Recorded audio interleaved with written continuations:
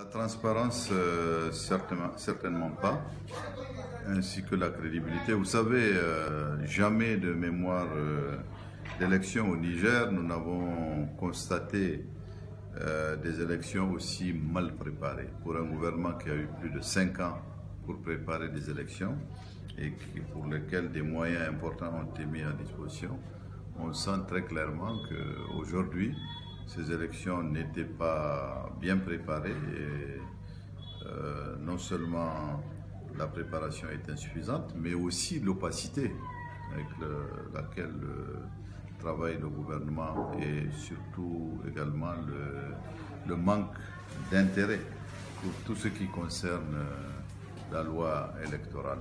C'est la raison pour laquelle vous avez introduit ce recours. Est-ce que vous pouvez nous en parler? On a introduit un recours compte tenu du fait que le vote par témoignage a été adopté dans des conditions qui étaient tout à fait douteuses et que nous avons également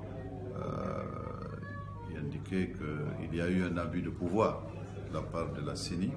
La CENI n'avait absolument pas autorité à signer un tel acte et le gouvernement ne pouvait pas non plus moralement présenter un arrêté de cette nature à la signature de la CENI, compte tenu du fait que ce dossier a fait l'objet de plusieurs débats au niveau du CNDP, que le CNDP l'a rejeté à plusieurs reprises.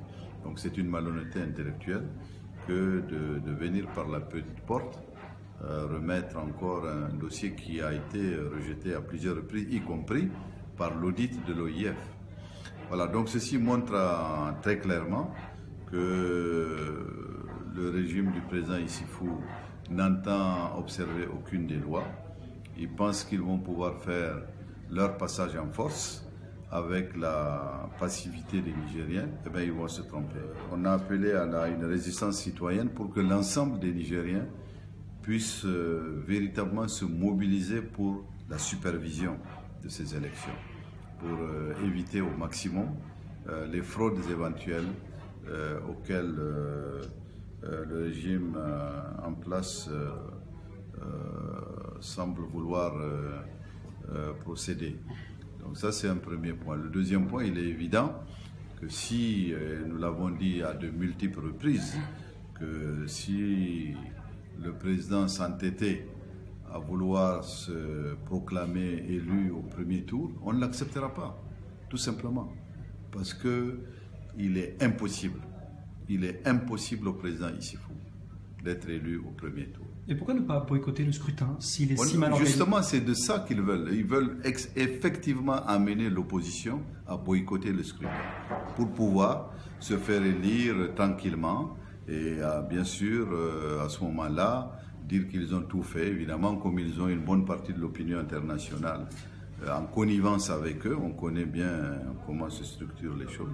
Ben, nous ne voulons pas le faire.